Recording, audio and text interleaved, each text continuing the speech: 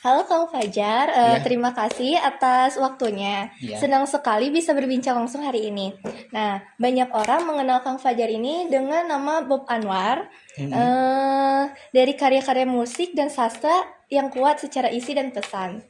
Nah, apa yang awalnya membuat Kang Fajar nih ingin terjun ke dunia musik dan sastra? Yang pertama kalau untuk musik karena culture mungkin ya membentuk saya Mm-mm. waktu sekolah karena kan anak-anak sekolah itu umumnya main musik untuk mengutarakan perasaan atau ekspresinya gitu. Jadi Oh, kumpulan-kumpulan bikin band-band itu jadi bikin lebih suka ke musik. ikut musik dulu. Musik dulu.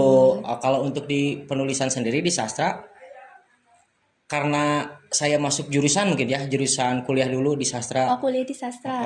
Akhirnya di sastra itulah saya pertama kali mendapatkan honor gitu. Oh, Kerja kerja penulisan itu di sastra pertama kali mendapatkan honor yang bisa buat jajan waktu mahasiswa. Nah, makanya saya tekuni terus gitu. tekunin. Untuk dikenal karena memadukan musik dengan puisi, bisa diceritakan nggak bagaimana memilih puisi-puisi yang kemudian dimusikalisasi? Milih puisinya gitu. Heeh. Ya pasti puisinya yang ada pengalaman ya. Maksudnya Mm-mm. itu saya membaca terus saya mengalami hal yang sama mungkin dengan penulisnya. Jadi saya Oh, akhirnya interpretasi ke dalam musik gitu. Jadi random juga sih sebenarnya karena kan kalau memilih puisi yang disukai itu subjektif gitu. subjektif Subjektif. Jadi ya. akhirnya ya saya suka ya saya nyanyiin gitu. Terus kira-kira nih, karena tadi kan berarti karena kesubjekan itu, Hmm. siapa sih tokoh yang paling dijadikan inspirasi untuk membentuk sikap dan arah? Oh, di penulisan sastra sendiri Iya. ya, kalau di sastra itu ada beberapa penulis. Kalau di Indonesia itu saya suka membaca karya-karyanya Gunawan Muhammad. Oh. Gunawan Muhammad. Dia juga salah satu jurnalis favorit ya. Jadi selain Mm-mm. puisi, saya sangat suka opini sama esai-esainya gitu. Oh, Makanya saya juga suka nulis esai. suka nulis esai juga. Ya, gitu. Bagaimana menanggapi apresiasi publik terhadap karya-karya yang menyuarakan kritik terhadap sistem atau budaya berpikir dangkal? Untuk itu sih sebenarnya kan salah satu fungsi dari karya seni khususnya sastra dan musik Mm-mm. selain sebagai hiburan Ya, juga sebagai media penyampai pikiran sama suara gitu, ya, suara hati, kegelisahan. Bagi saya pribadi, ketika seseorang ataupun masyarakat mengungkapkan perasaannya lewat karya seni, ya. itu adalah bentuk positif Mm-mm. daripada merespons segala kejadian atau fenomena sosial akhir-akhir ini dengan hanya menghujat Hmm, ataupun membuat misalnya ya konten-konten yang negatif lah gitu. iya, Terus viral kan nggak bagus, mending lewat karya seni aja. ya betul.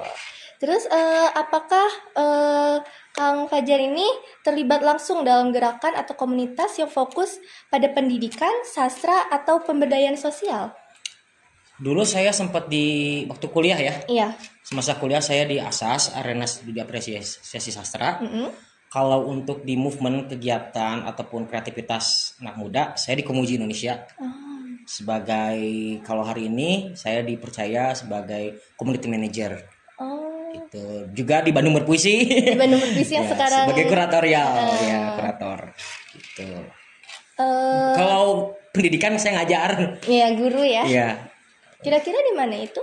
di Bina Bangsa School. Oh, Bina Bangsa Bina Bangsa School. School. Dekat di sini di Dagorisong. Oh, terus apakah dalam lagu Menolak Berpikir Dangkal yang sekarang baru Dirilis. dirilis Ya. ini ada mengangkat isu literasi dan pendidikan. Terus apakah inspirasi yang paling mendorong Anda untuk menulis lagu tersebut? Oh, aduh saya lupa ya. Yang jelas itu akhir akhir tahun kemarin 2024 saya melakukan silaturahmi sastra Mm-mm. ke rumahnya AS Darta. Meskipun dia sudah meninggal tapi ada keluarganya di Cianjur. AS Darta itu salah satu sekretaris jenderal Lekra dulu.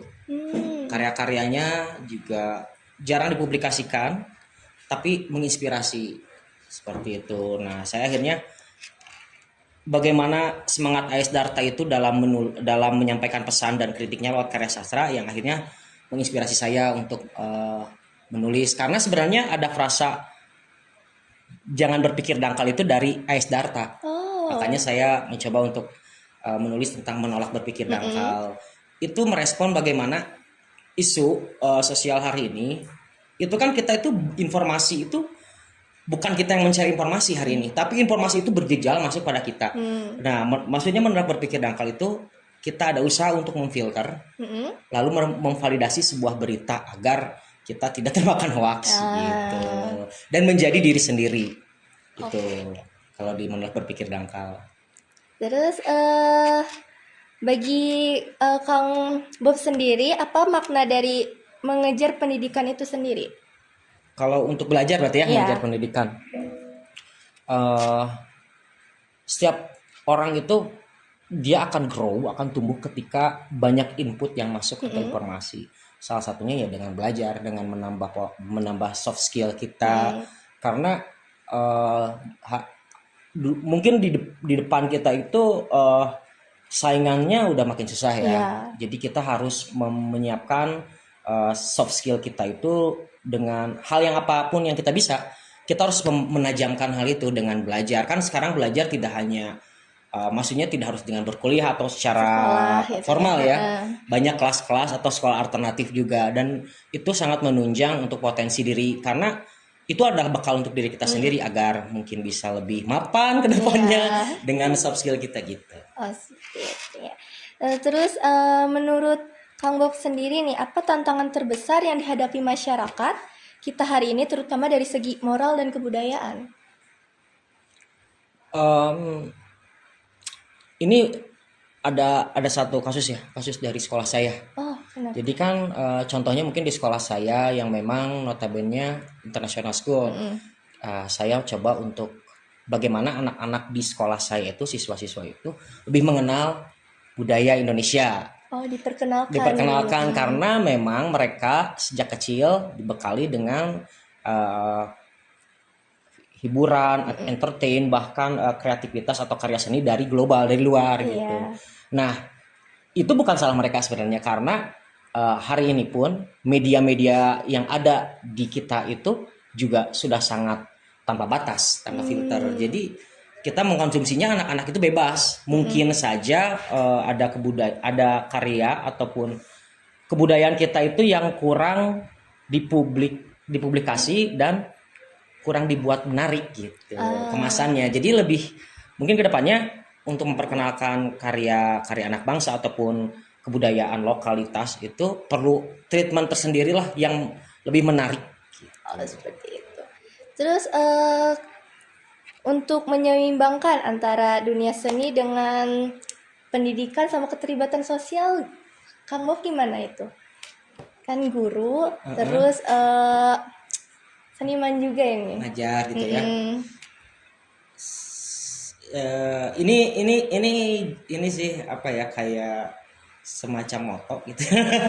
Bergadang, bertahan, berjuang bagi saya pribadi, karena ketika saya siang-siang itu mengajar, saya tidak naif lah bahwa dalam mengajar itu saya juga mengejar material ya. Selain memberikan edukasi, justru saya juga butuh masukan nih. Pemasukan maksudnya butuh honor juga, makanya saya mengajar. Dan tidak di sekolah negeri yang memang sangat tidak adil untuk honorer. Makanya saya, daripada saya protes terus minta pemerintah untuk minta tunjangan, saya cari alternatif aja, milih sekolah internasional. Gitu, biar itu juga pemasukannya aman. Dan ketika pemasukan aman, berkarya pun jadi lebih lancar gitu. Di sore harinya pulang sekolah ya saya biasa kumpul dengan teman-teman di Pemuji. Saya bikin ruang-ruang kecil, dan di ruang-ruang kecil itulah suka muncul ide-ide gitu. Semacam ya kita bikin forum ini, kita bikin panggung seni, bikin apa. Nah, jadi itu rutinitas aja bagi saya pribadi. Oh, jadi itu udah jadi rutinitas aja. Kalau misalkan ini biasanya kalau inspirasi itu biasanya berarti nggak yang ramean gitu, berarti sendiri misalkan. Apanya? Cara berproses kreatif atau gimana gitu.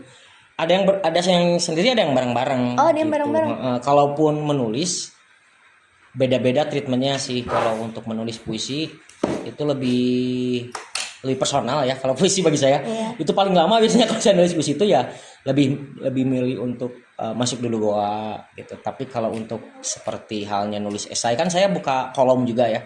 Di Bandung Bergerak bisa dicek, ada kolom mingguan. Di situ saya menulis ulasan dan kritik tentang musik di Bandung Bergerak kolom gitu. Tapi lebih bukan pada musik secara teknis tapi kayak movement pergerakan musik bisa ngomong. Kadang-kadang juga saya komplain atau mengkritik orang-orang yang kemarin tuh fenomena waktu Ramadan banyak sekali musisi yang tiba-tiba jadi soleh. Nah saya sedikit kasih opini. Iyalah kan mereka itu FOMO ya. Tiba-tiba FOMO kan karena mungkin ingin meraup keuntungan pakai bulan Ramadan jadi lagu-lagu soleh juga gitu kan, banyak juga ya. Itu salah satu kritik lah, selain hal-hal yang lain seperti halnya saya sering mengkritik panggung, bagaimana panggung itu panggung-panggung di dinas yang diadakan oleh pemerintah itu sudah dimonopoli oleh beberapa pihak, jadi banyak seniman-seniman lokal atau lokal heroes yang jarang terekspos padahal karyanya lebih bagus daripada seniman-seniman yang memang sudah sering bekerja sama dengan pemerintahan gitu.